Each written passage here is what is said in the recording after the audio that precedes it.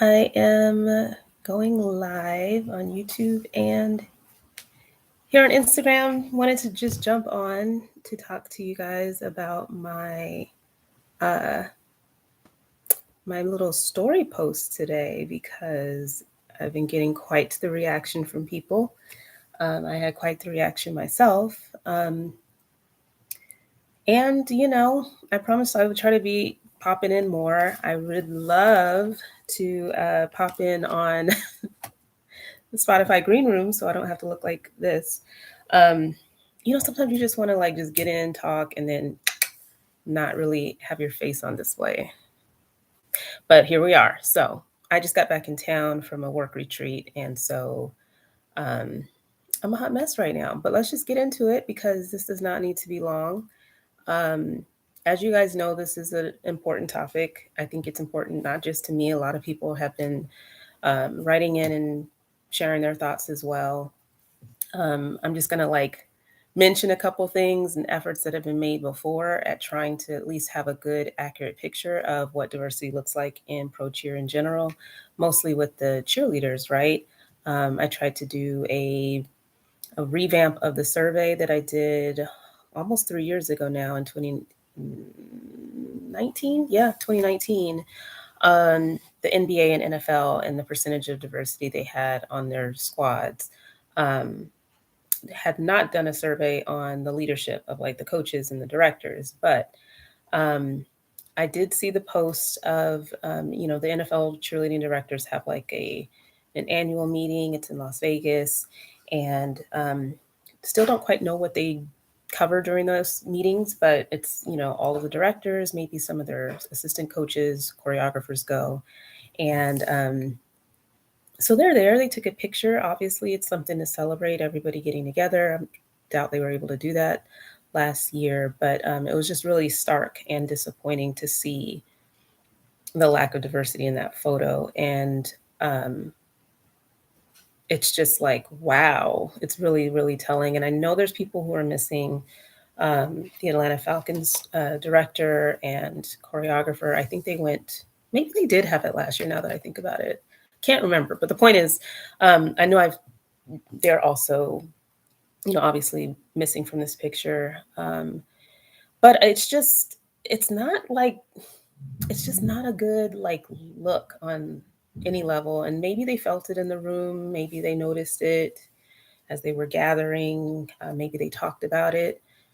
Who knows? But we're going to talk about it on this podcast because that's just what we do, right? And my friend got me this rose all day glass and it's huge, and I feel like I need to like two hand it. But I just wanted to just mention, and it's not so much to kind of like bash people who are in these roles. You're doing a great job. This is not an attack. That's not the point of this chat.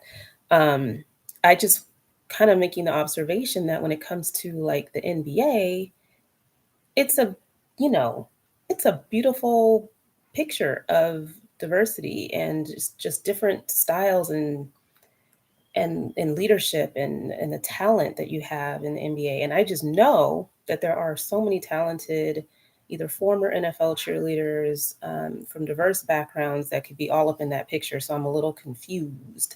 And I would love if people would kind of participate and just, everybody knows the T on their own team in terms of their numbers. Like, I hope I'm not leaving anybody out. But when I was going through my little mental Rolodex of what we have in the NBA, I'm just going to give you for comparison's sake. Okay. And I'm maybe missing somebody, but the NBA has like team after team after team that came to mind. Okay. So you have the Atlanta Hawks, Donnie Frazier, who runs those entertainment teams. You have Taryn Noir from the Memphis Grizz Girls. And please forgive me if I'm mispronouncing your name or if there are other people involved, but at least there's somebody. I don't know if she's running everything, but Taryn is Memphis Grizz Girls, okay? Portland Blazer Dancers and all their entertainment teams, you have Michelle Birch. Golden State Warriors, you have Sabrina Ellison, right? Brooklyn Nets, you have Chrissia Long.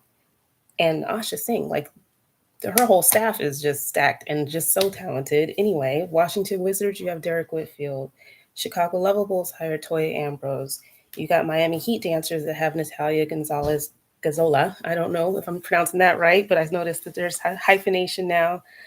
The Boston Celtics answers, you have Marina Ortega.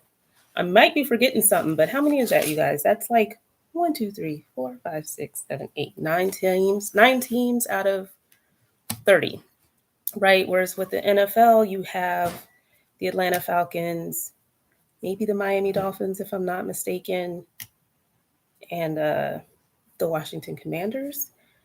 But that's out of like 20, 25 teams. Like, can we do better? Yes, I definitely mentioned Brooklyn. Brooklyn's definitely um, just one of the many NBA teams that just have a diversity in their leadership. And I guess I'm just thinking out loud. I mean, I kind of talked a little bit about this on my Can't Knock the Hustle episode, where I was kind of putting like my fake behind director's hat on, right? Of just like some of the issues that they probably deal with and struggle with. And some of these things came up in terms of like how these jobs even are filled, how these roles are filled. It's kind of like a good old girl network, maybe, in terms of like people who are in these positions and have like their ideal, kind of like maybe how you pick Pro Bowl, like your ideal person that would run the team when you leave. But the long and the short is, looking at that picture, I mean, it definitely makes me think, if you just are like looking at your either friend circle or just kind of like the same in terms of people that look like you, then you're absolutely going to end up with a picture that looks like that. Where when because you guys know these positions do not come open very often. People stay in these roles for ever and ever and ever until they're like dragged out or um, they just don't come open very often, right? And so I think if people are actually thinking about like succession planning, and like especially for some of these like really established programs with long tenured directors, um, hopefully they're broadening their mind in terms of like who's actually qualified and deserving of an opportunity to compete for these roles. I'm assuming that they are open for everybody to apply, that it's not hand selected, but I kind of have a feeling it might be different, right? Where people are kind of getting to pick who they want to take over the reins when they're gone. And, I just think that there's a way that you kind of build out. And this is a problem with the NFL. I mean, they have the goddamn, uh, I was going to say Rooney Rule. What is the guy's name? Is that a name? Where they have the same issue with the lack of diversity in their coaching positions, and so they actually have to make a point to like try to interview. It's the Rooney Rule, but anyway, trying to make it a rule where you have to actually interview diverse candidates. And there's a lawsuit over it right now, just with Brian Flores, because it's kind of a crock of shit. But anyway, the point is, at least you have to try to make some measures to make a change in this. It doesn't just like miraculously happen, especially if people stay in these roles for a long period of time. And so if you are at least like in these roles and you're like looking beyond your friend circle, or you are thinking of who you're bringing in for choreographers or your assistants or your on-field game day staff, like giving up people the opportunity to get the experience so that they can coach. And I mean, I'm hopefully the people who have the aspiration of being a director in the NFL or the NBA are getting opportunities maybe at the collegiate level to coach, because how else can you do it if you aren't getting the exposure or the experience, right? And so for the people who are in role, if you really see that picture and you're like, this is not it, and this can't be the future of the leadership of our programs in the NFL. And if you can look at the NBA and see that it's not that hard to, I mean, feel free, anybody, join me or whatever, just to speak to like how you approach your coaching staff. And I forgot to even mention with Portland Trailblazers, they have Lisa Zaragoza, that's Rip City Crew direct or coach. And so there's so many, it's just way different in the NBA, and I don't see why it can't be that way in the NFL. And I mean, I was just like thinking off the top of my head, right? Like, when I think of even like Dallas Cowboys cheerleaders, and you watch the show and you see like JC Scott, who's there, coaching, not coaching, I'm so sorry, judging and involved with the program. She was on show group, like a great cheerleader leader while she was there. And so, I mean, I would love to see her being in a position of leadership within the organization at whenever that time comes. And I'm sure everybody has in mind like other people from the program who are great representatives, who have the passion for the program, and at least again to have the opportunity to compete to for the role. I think that's my rant, but I would like to just to bring up again that I would like to do this survey. I tried my hardest to get this survey done last year and it just was mission impossible. And I just think everybody who's on a team has done the whole math. Like you guys know your squads better than anybody.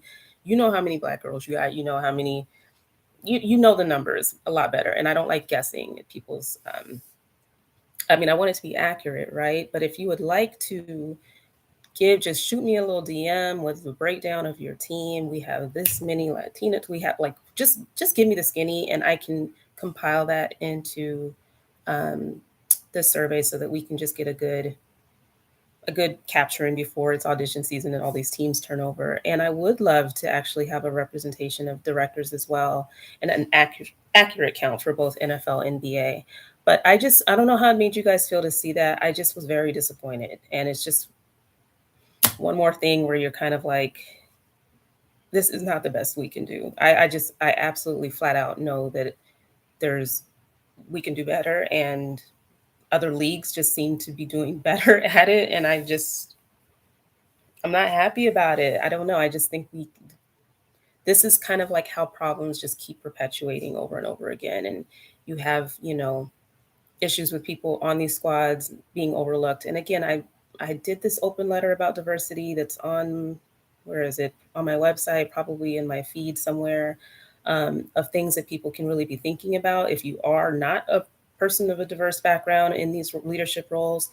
There are bullets on bullets on bullets in that open letter on diversity that you can take into consideration, um, just so that you're mindful of these things. Because I don't know, when you think about everybody in the same room, more or less of the same background, you're not really going to get diversity of thought. And so there are a lot of ideas that are laid out in that open letter that I hope you take into consideration. I think this is the shortest rant I've ever done. I'm like, wow, 12 minutes. But I'd love to open it up. I hope I didn't miss anybody. Thank you for saying hello and joining everybody. Um, but yeah, what are your thoughts? What do you think really is the issue here? Like, why is the NFL like this? Why is the NBA so different? Like, I really am curious what other people have to say on this topic. If you are too shy, you can send me a DM. What else is going on? There's a lot going on, obviously, with auditions. It feels like it's coming up so quick, and I've been terrible about keeping up with everything, but I know it's happening. Submissions are going in. And so I'm, again, just sending everybody good energy and the best of luck. Hopefully, you caught this week's episode called Salute with Haley from Gold Rush, talking about um, her clothing line and just her businesses and just her amazing service in the U.S. Air Force. We have some great episodes coming up. Um, I'm just going to make that plug again. If you want to shoot me your diversity stats for your team, I'd love to try to just keep that as an ongoing measure of how we're doing. And hopefully, the directors at the NFL directors meeting discuss some of these issues, and more than just like, oh, that sucks, but actually thought about it. And again, this is not necessarily preserving your spot per se. Um, if you're I mean, if you really think about it, it may just, that's why I call that episode Can't Knock the Hustle, because if somebody's in a position and it took forever to get, and they know it doesn't come around very often, I mean, you're going to hold on to it like with the clenched fist. But hopefully it's an issue that is of concern to everybody that was in that room, and that they talked and brainstormed about ways of opening opportunities up to other people of color. The end. That's all. Anybody else have anything to say? If you want to DM me, again, privately, I understand. Um, I think that's the end of my rant. I love y'all. I'm going to have my rosé and relax. And I'll be back next week talking about something else. There's a lot going on, and I will have a more organized little pitch for the other topics as well. But stay tuned. Let's do better, y'all. That was sucked.